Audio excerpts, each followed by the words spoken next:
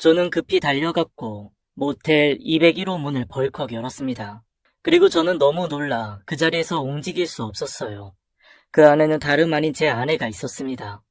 머리는 헝클어진 채 옷 단추도 뜯어지고 겁에 질려 웅크린 모습의 아내는 절 보고 얼른 고개를 돌리더군요. 왜 아내는 이 시간에 낯선 모텔방 안에 있는 걸까요? 오늘은 바로 그 모텔 201호에 대한 기막힌 이야기를 들려드리려고 합니다. 저는 얼마 전까지 작은 출판사 편집장이었습니다. 대학 졸업하고 선배가 있던 출판사에서 일을 배우기 시작한 것이 벌써 20년 전이네요. 어릴 적부터 책을 너무 좋아해서 평생 책에 파묻혀 살고 싶다는 꿈이 있었기에 비록 대기업에 다니는 친구들이나 전문직 친구들보다는 박봉이었지만 다양한 서적을 기획하고 출판하는 작은 출판사에 입사를 했습니다. 저는 누구보다 열심히 일을 했고 운도 잘 따라줘서 출판한 책들에 대한 반응도 좋았어요. 그런 저의 일에 아내의 내조도 한몫했습니다. 출판을 하는 날이면 서점들을 돌면서 반응도 살피고 잘 보이는 곳에 책을 놓아달라고 서점 직원에게 음료수도 돌리곤 했거든요. 여보, 이번 책 반응이 너무 좋던데? 1시간쯤 있었는데 3명이나 당신 책을 찾더라고. 내 친구도 그 책 사러 갔는데 다 팔렸다고 나중에 오라고 하더래. 다행이네. 그렇지 않아도 서점에서 부스를 더 늘려서 보내달라고 오더가 더 들어와서 지금 다시 인쇄 들어갔어. 와, 이러다 베스트셀러 되는 거 아니야? 남들처럼 좋은 옷, 좋은 화장품 한번 사서 쓰지 못하는 살림이었지만 아내는 제가 하는 일을 항상 응원해 주었고 저는 그런 아내를 보며 힘을 낼 수 있었습니다. 참 착하고 고마운 사람이었지요. 그러나 시대는 바뀌어 가고 컴퓨터가 발달을 하면서 사람들이 책에서 멀어지기 시작하더군요. 어느새 출판업은 하향 산업이 되어가기 시작했고 저희 출판사도 점점 힘들어지기 시작했습니다. 최저 수량인 3,000부를 찍었는데도 팔리는 숫자는 현저히 줄어들었고 제작비와 인쇄비까지 밀리면서 여기저기서 독촉 전화가 오기 시작했고 월급도 제때 들어오기가 힘들었어요. 하지만 누구보다 사정을 잘 아는 제가 뭐라고 할 수 있는 상황은 아니라 가지고 있던 돈으로 아내에게 생활비를 먼저 주곤 했습니다. 누구보다 책에 대한 애정이 있었던 저는 조금만 버티면 독자들이 다시 돌아올 거라고 했지만 이미 다른 출판사들은 모두 모바일 전용 전자책으로 사업 방향을 돌리기 시작했던 시기였습니다. 편집장님 죄송합니다. 오랫동안 함께 해주셨는데 이렇게 나가시게 해서 너무 죄송합니다. 그렇게 해서 저는 출판사에서 권고사직을 당했습니다. 저같이 책을 들여다보던 세대보다는 트렌드를 아는 젊은 직원들이 필요한 시기였으니까요. 20년 넘게 몸바쳐 일해온 회사이지만 회사의 입장에서도 어쩔 수 없었다는 것을 너무나 잘 알아서 더는 버틸 수 없었습니다. 그럼에도 아내와 딸 생각을 하니 뭐라고 이야기해야 할지 압이 캄캄하더군요. 무엇보다 지금 우리 딸 아이가 고등학교 2학년입니다. 한참 신경 써야 할 때이고 무엇보다 여러 가지로 뒷바라지를 잘 해줘야 할 시기에 실직을 하게 되다니요. 학원비를 어떻게 감당해야 할지, 대학 학비는 또 어떻게 해야 할지, 아빠가 실직자라는 걸 알게 되면 고2인 딸이 받을 충격이 클 것 같아 걱정이 되었습니다. 게다가 아내는 어떻게 하고요. 한 푼 두 푼 아껴 3년 전에 겨우 구입한 아파트는 대출금 갚느라 힘들어하는 걸 누구보다 잘 아는 저인데 그런 아내에게 제가 회사를 그만두었다는 말을 어떻게 해야 할지 난감했습니다. 혜지 엄마한테는 말 못하겠어. 그럼 어떻게 하려고? 어차피 알게 될걸. 일단 뭐라도 다른 일을 찾아보고 그 다음에 이야기해야 할 것 같아. 어디 알아보는 곳은 있어? 다른 출판사나? 다른 곳도 다 마찬가지야. 출판사들 다들 힘들어서 사람 더 뽑는 건 상상도 못해. 게다가 나같이 나이 50 다 된 사람을 뭐하러 뽑겠어. 요즘 젊은 친구들이 전자책은 훨씬 잘하는데. 하긴 그렇겠네. 우리 애들만 해도 다들 핸드폰으로 책 보더라고. 그래서 도대체 뭘 하려고? 그냥 치킨집이나 할까 하고. 퇴직금 받은 거 가지고 따져보니 그 정도는 시작할 수 있겠더라고. 뭐? 치킨집 같은 소리 한다. 야, 너 장사가 얼마나 어려운데. 그러다 그나마 있던 퇴직금 싹 날린다고.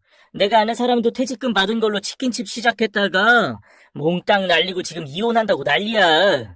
친구는 치킨집 이야기에 펄쩍 뛰었고 그 소리를 들으니 저도 겁이 났습니다. 그럼 어쩌냐?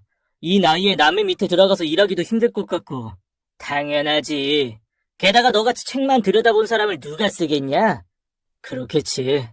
답답하다. 대출금도 그렇고 또 우리 혜지 학원비도 한 달에 얼마가 나가는데. 그래도 일단 창업은 아니야. 이 퇴직금은 건드리지 마. 친구의 말에 전 퇴직금은 은행에 정기 예금으로 묶어두기로 하고 대신 이것저것 일자리를 알아보기로 했습니다. 뉴스에서는 사람 구하기가 힘들다고들 들었지만 막상 제가 일자리를 구하려고 하니 마땅한 일 찾는 게 정말 쉽지 않더군요. 제 나이도 나이지만 중요한 건 제가 할 줄 아는 게 너무 없다는 것입니다. 조리사 자격증 있으세요? 저희는 조리하실 분이 필요하거든요. 중장비 기사 자격증 있으신 분은 찾습니다. 보아니 한 번도 막일 안 해보신 분 같은데 괜히 이런 데서 다치기라도 하면. 그동안 저는 뭘 하고 살았던 걸까요? 자격증이나 따놓을 걸 맨날 책만 붙잡고 살아온 인생. 막상 그 길이 막히고 나니 한 번에 실패한 인생이 되더군요. 당장 월급날이 다가오는데 이제 더 이상 아내에게 생활비 줄 수 없다는 사실에 더 이상 지체할 수 없었습니다. 아무래도 아내에게 이야기해야 할 것 같았어요. 그런데 여보, 아무래도 혜지 수학과에 늘려야 할 것 같아. 또? 지금 학원 다니고 있잖아. 고이잖아. 수아 엄마가 이번에 도곡동에서 가르치던 선생님을 겨우 모셔왔다고 특별히 우리 혜지 함께 넣어준대. 너무 무리하지 마. 지금 하고 있는 것도 힘든데 그러다 애 고3 되기도 전에 지칠라. 그렇지 않아도 나도 먼저 물어봤지. 그런데 지가 하고 싶다고 하더라고. 혜지가 다른 건 다 괜찮은데 수학이 늘 발목 잡는다고 속상해했잖아. 혜지가? 그래, 이제 1년도 안 남았어. 이런 기회가 없어요. 막판 스포트 올려야지. 그래서 과외비가 얼만데? 일주일에 2번씩 100만 원. 뭐? 아니, 뭐가 그렇게 비싸? 참 모르는 소리 한다. 그나마 둘이 해서 100이지 혼자 하면 150이야. 우리 혜지 안 한다고 하면 들어올 애들이 줄을 서 있거든. 그래도 당신 돈 때문에 그러지? 내가 다른 거 아껴 쓸게. 앞으로 1년인데 다른 건 몰라도 지가 원하는 공부는 시켜야지. 그래도 당신이 꼬박꼬박 생활비를 벌어다 주니 얼마나 다행인 줄 몰라요. 당신도 알지? 왜 혜지랑 초등학교 때부터 같이 다니던 윤주라는 애 말이야. 윤주 아빠가 비포중 잘못 써는 바람에 월급 차압 들어오고 난리도 아닌가 봐.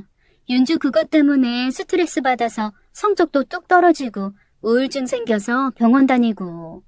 애들 한참 예민한 시기잖아요. 저는 더 이상 아무 말도 할 수가 없었습니다. 우리 혜지가 대학을 갈 때까지만이라도 비밀로 하고 막노동이라도 해야겠다는 생각을 했어요. 저는 매일 아침마다 출근을 한다고 집을 나섰고 주변 PC방에 앉아 구직란을 들여다보며 이력서를 넣었습니다. 출판 쪽은 아예 사람조차 구하질 않았고 구한다고 해도 전자책을 만드는 데 필요한 젊은 인력을 찾더군요. 저는 이것저것 가릴 입장이 아니라 막노동이라도 할 요량으로 찾고 있었습니다. 그러다 우연히 편의점 물류창고에서 사람을 뽑는다는 광고를 보고 지원을 하게 되었고 운 좋게 바로 다음 날부터 출근을 해도 좋다는 연락을 받았죠. 도착하니 20대부터 50대까지 다양한 사람들이 줄을 서 있더군요. 첫날이어서인지 저는 박스 접는 일을 했는데 그렇게 어렵지는 않았습니다. 매일 책만 보다가 처음으로 몸을 쓰는 단순 노동을 해보니 오히려 잡생각이 없어졌어요. 하지만 나이는 어쩔 수 없었던 것 같습니다. 왜 이렇게 끙끙 앓아요? 몸 안 좋아요? 아니, 내가 알았어? 온몸에 식은땀을 흘리고 끙끙 앓더라고. 당신 몸이 허한가? 아니야. 그냥 남자도 갱년기니까 아무래도 전보다는 힘들지. 아직도 책 나르고 하는 건 아니지? 혜지 약 지을 때 당신도 보약 한 점 먹어야겠어. 아내는 걱정스럽게 저를 바라봤고 저는 혹시라도 들킬까봐 아무렇지 않은 척을 했습니다. 그래, 난 가장이야. 이 정도는 이겨내야지. 우리 혜지 공부 하나 못 시키는 무책임한 아빠가 될 수는 없지. 어릴 적 한량같이 노는 걸 좋아하던 아버지 때문에 늘 혼자 고생하는 엄마를 보며 저는 절대 저렇게 살지 말아야겠다는 결심을 했었거든요. 다른 건 몰라도 자식 눈에 무책임한 아빠로 비춰지긴 싫었으니까요. 다양한 사람들이 모여 있었지만 다들 돈을 벌겠다는 의지만은 같았고 무엇보다 젊은 청년들이 열심히 일하는 모습에 더 열심히 하게 되었습니다. 손에 조금씩 익어가고 나름 꼼꼼하다고 칭찬을 받던 어느 날이었어요. 함께 일을 하던 청년 하나가 출근을 하지 않았고 저는 추가 수당을 받기 위해 그 청년 자리에 잔업을 신청했습니다. 그런 제 의욕이 정말 과한 것일까요? 무거운 생수 꾸러미를 들어 옮기다 그만 허리를 삐끗했고 그 자리에서 움직이질 못하겠더군요. 괜찮으세요, 아저씨? 곁에 있던 직원의 도움을 받아 휴식을 취한 뒤 일을 끝내지 못하고 병원으로 향했습니다. 뼈는 문제가 없었지만 인대가 늘어나고 디스크 증상이 있으니 당분간 무거운 짐을 드는 일은 하지 말라고 하더군요. 겨우 자리 잡았나 했는데 다시 저는 실직자가 되었습니다. 그러게 이제 나이도 있으니 책 들지 말라고 했잖아. 젊은 직원들 많은데 왜 당신이 나서길? 이 나이에 허리 다치면 평생 고생하는 거 몰라요? 아, 진짜 속상해서. 안타까워하는 아내는 제가 출판사에서 책을 들다 허리를 다친 줄만 알았고 저는 아내의 성화에 하는 수 없이 한의원으로 갔습니다. 이왕 이렇게 온 김에 당신 보약 한 제 짓자. 됐어. 침만 맞고 갈 거야. 보약은 무슨.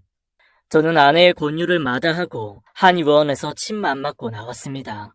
나이 생각을 해야지. 이러다 쫓겨나면 받아주는 것도 없다고. 아참, 그러고 보니 이번 달 생활비 안 들어왔던데. 맞다. 내가 깜빡했네. 집에 가서 넣어줄게.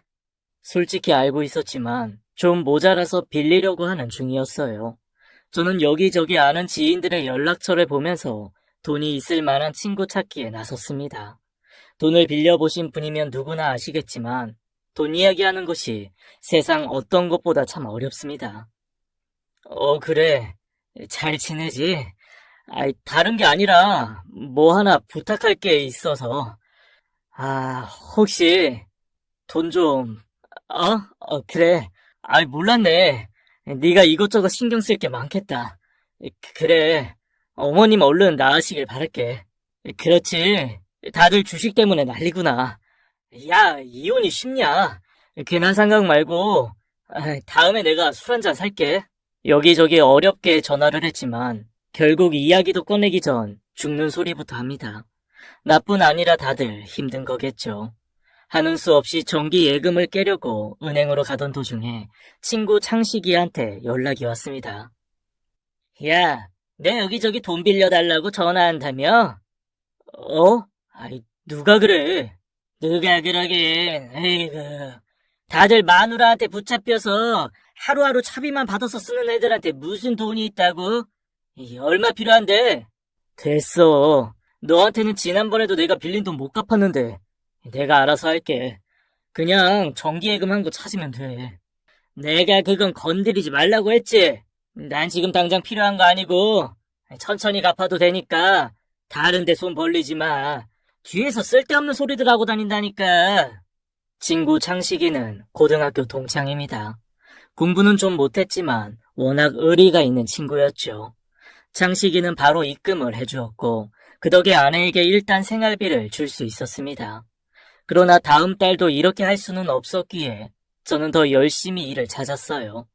그러던 중 구인 광고에서 우연히 제가 할 만한 일을 찾게 되었습니다. 집에서도 많이 멀지 않은 곳에 있는 모텔이었는데 청소와 관리 업무를 하는 것이었습니다. 모텔은 객실도 100여 개가 넘었고 나름 깨끗하게 관리되고 있는 제법 큰 곳이었어요. 어차피 객실은 아주머니 한 분 맡아서 청소를 하고 계십니다. 객실에서 나오는 쓰레기 정리하시고 복도 청소해 주시면 돼요. 어려운 일은 아니지만 손님들에게 불편함 없도록 주의해 주세요. 예, 열심히 하겠습니다. 사장은 내 또래로 보였어요. 제 나이에 이렇게 큰 모텔 경영하는 사장을 보니 새삼 제 자신이 초라해 보이더군요. 열심히 살았다고 생각했는데 왜 지금 이러고 있는지 저도 이해가 되질 않았으니까요. 하지만 어렵게 구한 일자리인 만큼 이번에는 꼭 끝까지 버텨야 합니다. 참, 한 가지 주의하실 게 있습니다. 2층 맨 끝방인 201호는 절대 열면 안 됩니다. 아, 예. 명심하겠습니다. 궁금하긴 했지만 창고처럼 쓰이나 생각을 해서 더는 묻지 않았습니다. 주어진 일만 열심히 하면 되는 거니까요. 그렇게 저는 그 모텔에서 일을 시작하게 되었습니다. 월급도 생각보다 많았고 몸을 크게 쓰는 것도 없어 어렵지 않을 것 같았죠. 이곳에 오시는 고객들은 누구의 방해받지 않고 휴식을 취하러 오시는 겁니다. 그러니 저희가 해야 할 일은 최대한 그분들이 편히 쉴 수 있도록 그분들의 프라이버시를 최대한 지켜드리는 것입니다. 봐도 모르는 척, 들어도 못 들은 척 해주시고 어떠한 순간에도 고객에 대한 비밀을 외부로 발설해서는 안 됩니다. 대부분의 도시 외곽에 있는 모텔들이 그렇듯이 이곳은 가족들이 오는 경우는 드물었고 주로 연인들의 데이트 장소로 활용이 되는 것 같더군요. 예전에 아내와 차를 타고 지나가면서 우스갯소리를 한 것이 기억이 납니다. 우리도 저런 모텔에서 하루 자고 갈까? 돈 아깝게 집 놔두고 왜 이런 모텔에서 자? 내 친구가 그러는데 가끔 이런 모텔에서 자면 신혼으로 돌아간 기분 든대. 그 돈 있으면 해지 고기를 사 먹이겠다. 그렇게 웃고 지나가던 곳이었는데 설마 제가 이렇게 와서 일을 하게 될 줄은 정말 몰랐습니다. 씁쓸한 기분이었지만 지금 그런 기분 따위를 챙길 때가 아니지요. 가장으로서의 책임감, 전 그것만 생각하려고 합니다. 그곳에는 청소를 해주는 아줌마와 막내라고 불리는 20대 후반의 청년이 일을 하고 있었습니다. 그 청년은 이것저것 못 고치는 것이 없는 기술자였어요. 수도, 전기에 문제가 생기거나 TV가 나오지 않았을 때에도 모든 걸 다 해결하는 우리 동네 혼방장 같은 청년이었습니다. 저는 망치질을 한 번도 제대로 못 해봤는데 척척 해결해내는 걸 보니 대단하게만 느껴지더군요. 아줌마는 60이 훌쩍 넘어 보이셨지만 무거운 침대 매트리스를 혼자 번쩍 들고 커버를 씌울 정도로 힘이 좋아 보였습니다. 100개가 넘는 객실 청소를 혼자 다 하셨는데 번개같이 빨랐습니다. 힘 안 드세요? 힘 안 드는 일이 어딨어요. 먹고 살려고 하는 거지. 근데 김 씨는 뭐 하던 분이유? 이런 일은 처음인 것 같은데. 예, 처음입니다. 그래서 좀 어설프죠? 뭐 처음에야 다 그렇지. 그래도 일하는 게 영 꼼꼼하시네. 학교 선생님이나 공무원 뭐 이런 거 하셨나? 책 만드는 일을 했습니다. 역시 맞구먼. 훌륭한 일을 하셨네요. 책 읽는 것도 힘든데 그걸 또 만들다니 대단하셔. 아, 예, 뭐. 사는 게 다 그런 거예요. 고상한 일하다 남이 버린 쓰레기나 치우는 일하니 영 속쓰리겠지만 왕년에 나는 뭐였네 하면서 가만히 앉아서 입에 거미줄 치는 사람보다는 100번 훌륭하지. 예. 우리 남편 이야기하는 거야. 개뿔 가진 것도 없으면서 평생 놀고 먹는 것밖에는 몰라요. 돈 벌 생각은 하질 않으니까. 내가 보고 있으면 천불이 나서 이렇게 나오는 거예요. 자식은? 아, 예. 딸 하나 있습니다. 고2예요. 한참 돈 들어갈 때네. 예. 안 사람은 여기서 일하고 있는 거 알아요? 아니요. 그냥 아직 말 못했습니다. 안 사람이 남편 하나는 제대로 뒀네. 이게 가장이지, 가장이야. 거침없이 내뱉는 아주머니의 말에 저도 갑자기 힘이 솟았어요. 참 사람 말이라는 게 다르고 다르다고 배운 건 많지 않아도 누군가에게 힘이 되는 말을 할 줄 아는 아주머니 같았습니다. 배움은 책에만 있는 게 아닌가 봅니다. 아마 아주머니 남편도 우리 아버지 같은 사람인가 보네요. 솔직히 책임감 아니면 당장이라도 그만두고 싶은 것도 사실입니다. 아파트 복도에 떨어진 쓰레기도 주워본 적 없는 저인데 알지도 못하는 사람들이 버리고 간 쓰레기를 모아서 버리는 게 제 직업이 되다 보니 내용물을 그대로 둔 채 무심코 버리던 커피캔 하나에도 반성이 되더군요. 쓰레기통 비우다가 주르르 흘려버린 커피에 옷이 다 젖었거든요. 그뿐인가요? 가끔 딸 같은 나이의 손님들이 드나드는 걸 보면 마음이 너무 불편했습니다. 부모님은 알고 계시려나? 저놈 저거 사기꾼 같은데. 우리 딸 혜지 생각이 나서 뭐라고 이야기해주고 싶은 걸 꾹 참아야 했지요. 보고도 못 본 척, 들어도 못 들은 척.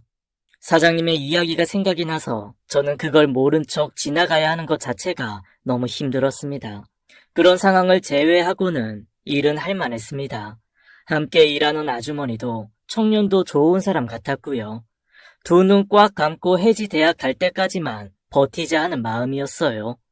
그러던 어느 날이었습니다. 점심때가 조금 지나서일까요? 아내에게 전화가 왔습니다. 여보, 웬일이야 이 시간에? 웬일이긴. 남편한테 전화하는데 시간 따져야 돼? 아니, 그건 아니고. 전화 안 하던 사람이 전화하니까. 점심은 먹었어? 그럼 먹었지. 뭐 먹었어? 그냥 뭐 설렁탕 먹었는데. 왜? 제대로 먹으라고. 대충 때우지 말고. 그래. 당신은 뭐해? 난 친구 만나러 나왔어. 그렇게 아내와 통화를 하는 순간이었습니다. 갑자기 사장의 큰 소리가 들려왔어요. 아줌마! 저는 혹시 아내가 들었을까봐 얼른 전화를 끊었죠. 그리고 소리가 나는 쪽으로 달려갔습니다. 그런데 아줌마가 201호 앞에 서 있었고 사장이 눈을 부릅뜨고 아줌마를 몰아세우고 있더군요. 내가 이 방문 열지 말라고 했어요, 안 했어요? 아니, 저는 그냥 안에서 무슨 소리가 나는 것 같길래. 아주머니 귀가 어떻게 된 거 아닙니까? 이 소리가 나긴 무슨 소리가 난다고? 죄송해요, 제가. 당장 그만둬요. 예? 아니, 갑자기 그만두라니요. 저 무슨... 내가 처음에 들어올 때 말씀드렸죠? 절대 그 방 근처에도 가지 말라고. 지금 아주머니께서 그 약속을 위반하셨잖아요. 아니, 그럼 빈 방에서 사람 소리가 나는데 가만둬요? 사람인지 귀신인지 알아야 할 것 아니에요. 내가 무슨 도적질을 한 것도 아니고 그냥 사람 소리 나길래 뭔 일이 있나 해서 가본 건데. 전 약속 안 지키는 사람 딱 질색입니다. 새 사람 구할 때까지만 계시고 나가주세요. 아이고 참, 살다가 별일이 다 있네. 코딱지만한 모텔 가지고 있다고 유세 떠는 거요 뭐요? 거기에 뭐가 있길래 이렇게 난리래요? 뭐예요? 이 아줌마가 진짜? 첩이라도 숨겨놨나? 아줌마, 당장 나가요. 그렇지 않아도 당장 나갈 생각이에요. 원 더럽고 치사해서. 그렇게 아줌마는 그날로 모텔 일을 그만두었습니다. 그리고 아줌마가 하던 청소는 급한 대로 저와 막내 직원과 함께 나누어 했습니다. 저는 괜찮은 아줌마 한 분이 그만둔 것이 내심 아쉬웠지만 다시 한번 201호에는 절대 접근조차 하지 말아야겠다는 다짐을 하게 되었어요. 그전까지는 그 방이 창고라고 생각을 했고 그래서 접근을 못하게 한다고 생각했는데 아주머니 말대로 그 방에서 소리가 나는 것을 저도 들은 적이 있거든요. 사장님께 이야기할까 했는데 아줌마를 보니 그 말을 하지 않았던 것이 참 잘한 일이라 생각되었습니다. 여자겠지 뭐겠냐. 그 정도 돈 있고 모텔 가진 사장인데 여자 없겠어? 결혼했다는데. 아이고, 이래서 문제야. 책만 본 놈들은. 당연히 했겠지. 했으니까 숨겨놓겠지. 그렇겠구나. 어쩐지 평소에는 사람 괜찮던데 201호에 대해선 과민하게 반응을 하더라고. 너도 조심해. 괜히 얼쩡거리다 쫓겨날라. 그럼 걱정 마. 우리 혜지 대학 갈 때까지는 거기서 버텨야 해. 재수 씨는 아직 눈치 못 챘고. 뭐 출퇴근 시간도 비슷하고 거기서 끝나면 샤워하고 양복 갈아입고 오니까 눈치 못 챌 거야. 그래도 조심해라. 여자들 촉은 진짜 무서워. 그래야지. 장식이 말대로 저는 예전 출근 시간에 맞춰서 나갔고 퇴근 시간에 맞춰 들어왔죠. 출판사에 비해 오히려 야근은 없었습니다. 요즘 인쇄 감리도 밑에 사람들이 하고 나이가 있다고 대우해주는 건지 야근도 못하게 하더라고. 묻지도 않은 걸 괜히 혼자 찔려서 이런저런 변명을 하고 있는 제가 참 우스웠습니다. 다행히 아내는 거기에 대해 별 이야기가 없었어요. 아침부터 웬 갈비탕이야? 전복도 들었네? 응, 전복이 보양식에는 최고잖아. 해지도 그렇고 아침 잘 챙겨 먹어야지. 전에는 미숫가루 한 점 타주더니 해지 덕에 내가 호강하네. 늙어서 내가 고생 안 하려고 그런다. 몸이라도 성해야지. 걱정 마. 내가 당신 보내놓고 갈 테니까. 웃겨 진짜. 대놓고 먼저 보낸단다. 왜? 나 보내놓고 세장가 가게? 다행히 아내는 눈치를 못 챘지만 계속 아내를 속이고 있다는 생각에 마음이 편하지는 않았습니다. 고인광고 내놨는데 아줌마가 쉽게 구해지지 않네요. 당분간 청소업체에서 와서 빨래랑 청소할 겁니다. 그래도 커버 씌우고 정리하는 일을 좀 도와주셔야 할 것 같아요. 예, 사장님. 참, 그리고 이따가 마트에 가셔서 복숭아 좀 사다 주세요. 예? 복숭아요? 제가 오늘 세무서 다녀와야 하는데 늦으면 마트가 문을 닫거든요. 사장이 갑자기 복숭아를 사오라고 해서 저는 좀 당황했는데 갑자기 그때 아줌마 말이 기억이 났습니다. 갑자기 복숭아를 사오라는 거야. 복숭아 철도 아닌데. 그래서 어렵게 구해오긴 했는데 내가 얼핏 보니 200kg에 가지고 들어가더라고. 보통 복숭아는 임신하면 먹는데. 그렇다면 정말 201호에 누군가 임신을 한 여자가 있다는 건지 전 마트에 복숭아를 사러 갔습니다. 아, K모텔에서 오셨구나. 사장님이 찾으시는 거 여기 있어요. 백도. 크고 탐스러워 보이는 복숭아를 내미는 슈퍼마켓 주인. 누가 복숭아를 엄청 좋아하시나 봐요. 매번 찾으시는 거 보면. 예. 복숭아를 사서 돌아온 저는 점점 201호의 정체가 궁금해졌습니다. 정말 창식이 말대로 이 사장의 애인이라도 있는 걸까요? 제가 퇴근하고 나면 밖으로 나오는 건지 전 본 적이 한 번도 없었는데 가끔씩 복숭아를 사가지고 사장이 들어간다는 이야기만 들었습니다. 무엇보다 저는 사장의 표정을 보면서 참 의아한 게 있었어요. 제가 이 정도 재력을 가진 사람이라면 돈 걱정 없이 편할 것 같았는데 사장은 무표정하고 말수도 적고 순간순간 우울해 보이기까지 했으니까요. 돈만 있다고 모두 행복한 건 아닌가 봅니다. 사장님 가족들은 안 계세요? 다들 미국에 있을걸요? 애들이 거기서 공부를 한다고 해서 미국 보냈는데 사모님 애들 곁에 같이 계신다고 가셨대요. 참 부모 잘 만나서 자기들 가고 싶은 곳에 가서 하고 싶은 공부하고 쓰고 싶은 돈 팡팡 쓰고 부럽네요. 저는 대학 가려다 아버지가 다니던 회사가 부도가 나는 바람에 대학 포기했는데 말이에요. 이래서 다 금수저니 흙수저니 하나 봐요. 갑자기 막내 직원의 말에 아찔하더군요. 나중에 우리 혜지가 아빠 원망이라도 하면 어쩌나고요. 아버지 마음이 오죽하셨을까요? 자식한테 잘하고 싶은 부모 마음은 다 똑같은데 솔직히 우리 사장님이 돈 많으실 줄은 몰라도 가족들하고 이렇게 떨어져 사는 게 얼마나 외로운 일인데. 외롭다니요. 우리 사장님 하나도 안 외로워요. 오신 지 얼마 안 되셔서 모르시나 본데 201호에 왜 못 들어가는지 아세요? 아니, 왜? 여자가 있어요. 바로 201호에. 에? 그게 무슨. 우리도 본 적은 없는데 거기서 소리 들었다는 사람이 한두 사람이 아니에요. 객실 손님까지 항의 들어온 적 있다니까요. 밤에 귀신 소리 난다고. 그럼 진짜 직원들 소문대로 사장의 애인이 201호에 숨어 있는 게 맞는 걸까요? 그런데 그 애인의 정체를 알게 된 건 그 후로도 꽤 지난 어느 날이었습니다.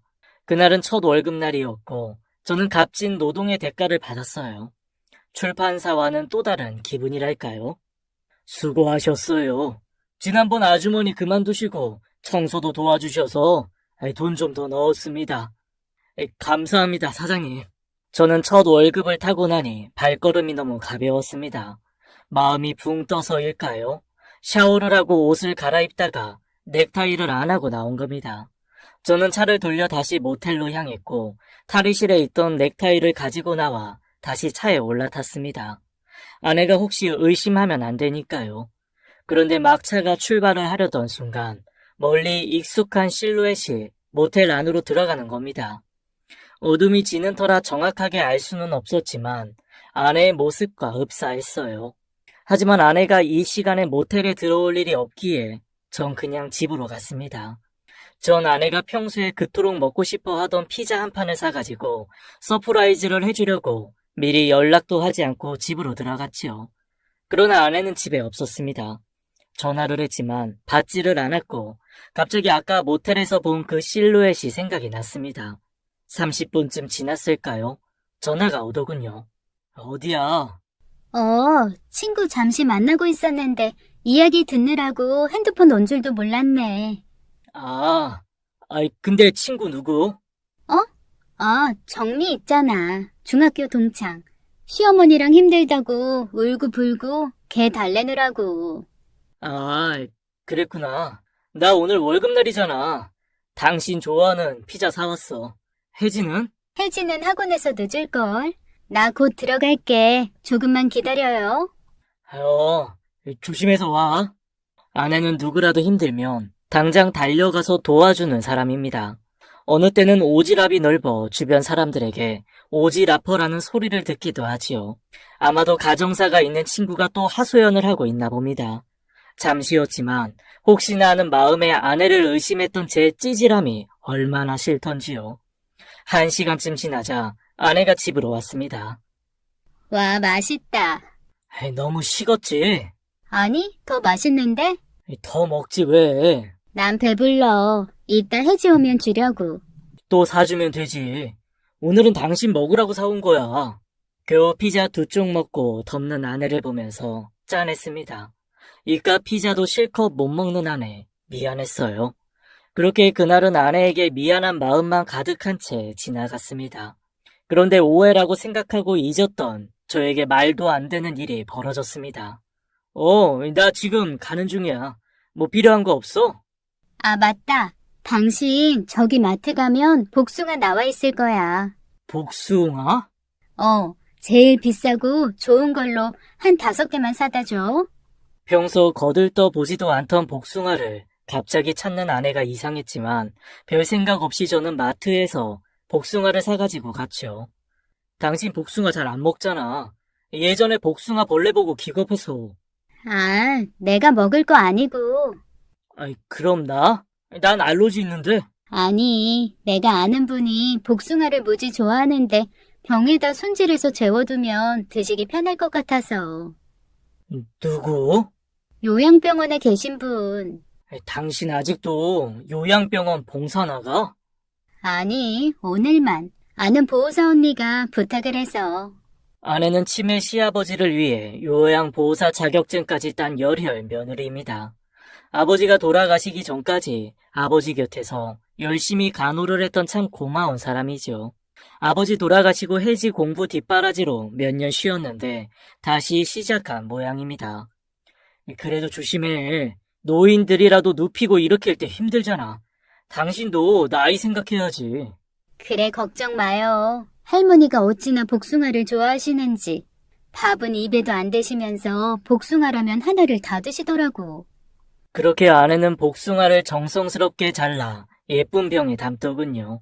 전에도 아버지가 약식을 좋아하신다고 매번 직접 만들었던 아내입니다. 그 생각을 하니 새삼스럽게 아내에게 미안하고 고마운 생각이 드네요. 여보, 누워 계신 어르신들도 자식이 오는 날이면 아침부터 얼마나 행복해 보이는 줄 알아? 오랫동안 안 오는 자식 기다리는 어르신들은 밥도 잘 안 드시고 기운도 더 없고. 다들 젊은 시절에는 사회에서 열심히 살던 분들인데 우리 미래를 보는 것 같아서 난 짠해. 그래. 우리 아버지, 어머니는 당신 덕에 참 행복하게 사시다 가셨는데. 당신도 너무 스트레스 받지 말고 힘들면 그만둬도 돼. 갑자기 무슨 소리야. 혜지 대학 갈 때까지는 열심히 할 거야. 참 착한 아내입니다. 저는 그런 아내를 보며 더 열심히 일을 해야겠다는 생각을 했어요. 그로부터 3일이 지난 어느 날입니다. 참, 사장님이 출근하시면 방으로 좀 오라고 하시던데요. 그날 제가 그 사장님 방에만 들어가지 않았어도 후회할 일이 생기지 않았을 겁니다. 사장님 방은 모텔방 2개 크기였고 한쪽에서는 사물을 보고 한쪽에는 침실이 있었어요. 저 부르셨습니까, 사장님? 예, 앉으세요. 저는 속으로 또 그만두라고 하면 어쩌나 걱정이 되었습니다. 그동안 일하시는 것 보니 꼼꼼하시고 책임감 있게 해주시더군요. 말도 없으시고. 사실 제가 그동안 여러 사람 써봤지만 항상 문제는 남 일에 신경 쓰고 간섭해서 생기는 일이라. 지난번 아주머님도 일도 잘하시고 성실하신 분이지만 제가 아주 싫어하는 행동을 해서 내보낼 수밖에 없었습니다. 저는 사장이 왜 이렇게 장황하게 설명을 하나 궁금했습니다. 그런데 확실히 다르시더군요. 말씀도 없으시고 약속도 잘 지키시고. 그래서 말인데요. 앞으로 여자분 한 분이 올 겁니다. 봐도 못 본 척 지나가 주시고 아무것도 묻지 말아주세요. 예, 어떤 룸을 열어놓을까요? 신경 안 쓰셔도 됩니다. 201호로 방문할 겁니다. 예? 201호라고 말씀하셨나요? 예, 맞습니다. 약속 지켜주실 거란 믿습니다. 예, 사장님. 인사를 하고 사장님 방에 밖으로 나오려는 그 순간 제 눈에 들어온 무언가가 있었어요. 그리고 저는 잠시 제 눈을 의심했습니다. 그건 며칠 전 아내가 복숭아를 설탕에 절여 놓았던 바로 그 유리병이었으니까요. 그게 왜 여기에 있는 건지 전 알 수가 없었지만 분명 아내가 묶어놓은 핑크 리본까지 같은 것이었습니다. 그 순간 저는 머릿속이 하얘졌습니다. 그때 잠시 보았던 실루엣이 정말 아내였던 것일까요? 방을 나와서 전 혼란스러움에 일에 손이 잡히지 않았어요. 뭐래요, 사장님이? 저는 막내 청년이 이야기하는 것도 듣지 못했습니다. 아저씨, 왜요? 혹시 그만두래요? 아니, 그게 아니라 어떤 분이 오신다고 201호에. 그럼 그 여잔가? 어제 왔던? 어제 누가 왔었어? 예, 어제 아저씨 퇴근하고 제가 핸드폰을 두고 가는 바람에 다시 들어갔는데 어떤 여자가 사장실로 들어가더라고요. 그래? 저하고 눈이 마주치자 그 여자 얼마나 놀라던지. 그 사장 좋아하는 복숭아까지 가지고 나이도 꽤 있어 보이던데 참 한심해요. 복숭아? 예, 그래서 월요일이면 시키는 복숭아 배달을 안 시켰나 봐요. 그 여자분 얼굴 봤어요? 자세히는 못 봤지만 마흔은 넘어 보이던데. 전 손이 부들부들 떨렸습니다. 복숭아를 들고 온 아내의 모습이 상상이 되었고 저에게 분명 요양병원 노인을 위한 것이라고 거짓말까지 한 아내에게 배신감이 차올랐습니다. 그러고 보니 어제도 봉사 간다고 했었던 것 같았는데 확실치 않은 제 예상은 집에 와서 확실해졌습니다. 여보, 나 다시 봉사 다니기로 했어. 봉사? 어디로? 응, 서울 외곽에 있는 요양병원인데 지난번 요양병원 원장님 소개로. 몸도 힘들고 혜지도 돌봐야 하는데 뭐하러 다시 시작을 해? 아니야, 오히려 혜지가 학원서 공부하니까 시간도 많고 저녁 전에는 오니까 혜지에게 지장도 없어. 설마 했는데 정말 아내가 맞는 걸까요? 제가 그동안 아내를 너무 몰랐던 걸까요? 심장이 두근거리고 이 상황을 어떻게 넘어가야 할지 모르겠습니다. 아내는 누가 봐도 현모양처입니다. 부잣집에서 자랐지만 그런 티를 내지 않았고 결혼해서는 누구보다 알뜰하고 야무진 여자였어요. 오랫동안 시어머님 병수발을 했고 시어머님 보낼 때도 가장 많이 운 사람이 제가 아닌 아내였으니까요. 아이에게도 큰소리 한 번 낸 적 없이 온화하고 지혜로웠으며 저의 아침을 한 번도 놓친 적 없이 챙겨주던 여자입니다. 그렇게 완벽한 아내이기에 저는 항상 아내에게 고마웠고 힘든 결혼 생활을 한 아내에게 미안했습니다. 그런데 아내가 다른 남자와 만나고 있다니요. 게다가 저랑은 비교도 안 되고 돈 많고 능력 있는 사장과 너무 머리가 혼란스러웠습니다. 그러고 보니 가끔씩 큰 돈이 생겼다면서 돈을 내놓던 아내가 생각납니다. 주식 팔았어. 상한가 치길래.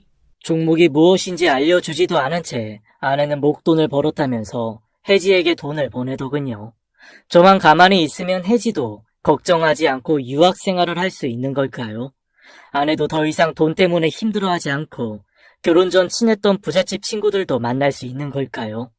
말도 안 되는 상상을 하면서 저 혼자 괴로워하고 있었지만 아내가 저에게 하는 태도는 하나도 변한 게 없었습니다. 힘들지, 여보? 내가 목욕물 받아놓을게. 당신 봉사 계속하고 있는 거지? 응, 왜? 아니, 어떤 사람이 당신을 봤다고 해서. 날 봤대? 어디서? 그게 뭐 어디라더라? 양평? 아내의 눈빛이 잠시 흔들리는 걸 보았습니다. 혹시 양평에 간 적 있어? 아니, 양평은 갑자기 무슨, 누가 그래? 진짜 안 갔어? 그때 봉사 간다고 하던 그날. 갑자기 아내는 정색을 했습니다. 안 갔다니까. 아내가 갑자기 버럭 화를 내더군요. 그래서 당신 그렇게 뻣뻣하게 군 거야? 내가 뭘? 참 다른 나라고 다르다 생각했지.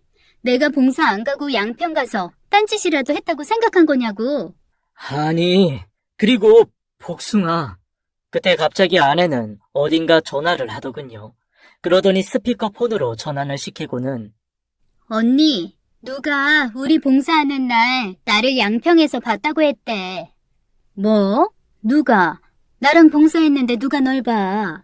이 사람이 나를 의심하는데 남의 말만 듣고. 하여튼 누가 남의 집에 분란을 일으키려고 또 시작이구만. 제부, 정주 저랑 같이 요양병원에서 할머니 똥기저귀 빨고 있었거든요. 저는 갑자기 민망했습니다. 아, 예. 의심할 사람을 의심해야지. 정주가 어떤 애인 줄 누구보다 잘 아는 사람이.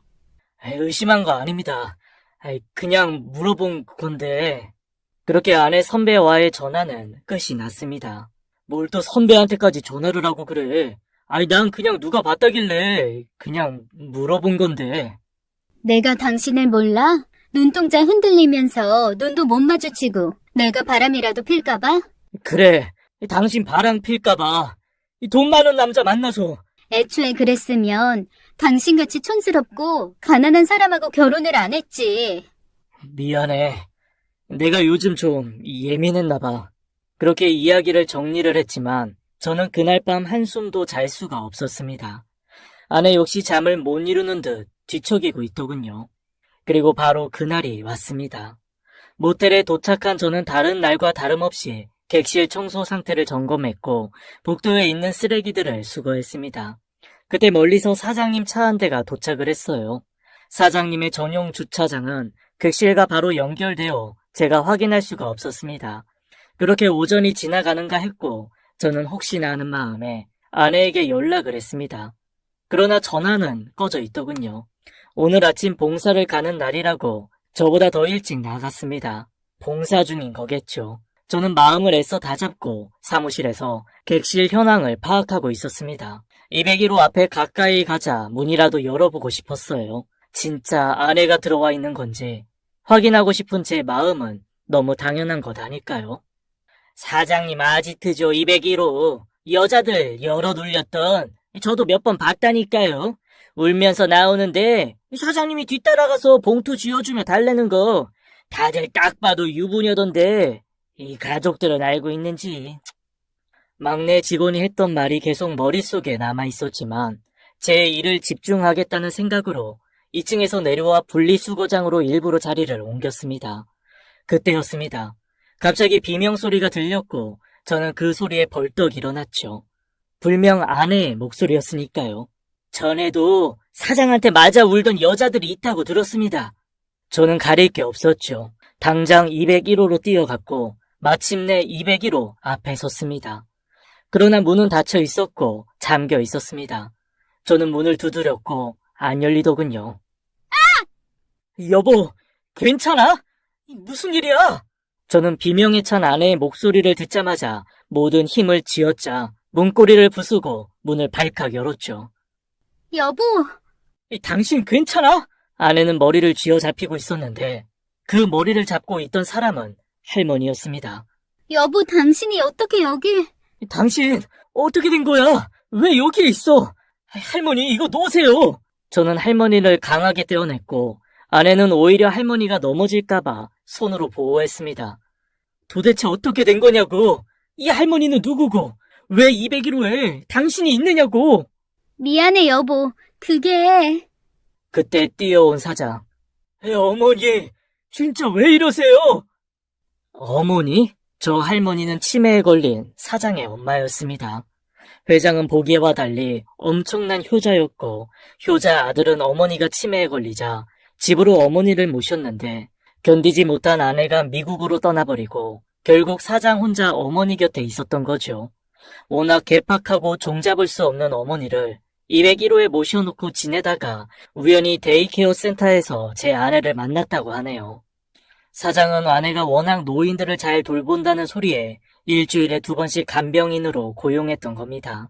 그동안도 가끔씩 간병인을 고용해서 201호에서 함께 지내게 했지만 사장 어머니의 괴팍함 때문에 매를 맞거나 힘들어서 그만두게 된 것입니다. 막내 직원이 보았던 것도 어머니의 행패에 눈물을 보이고 그만둔 간병인이었던 것입니다. 아내는 사실 제가 회사에서 실직 상태인 것을 알고 있었다고 합니다.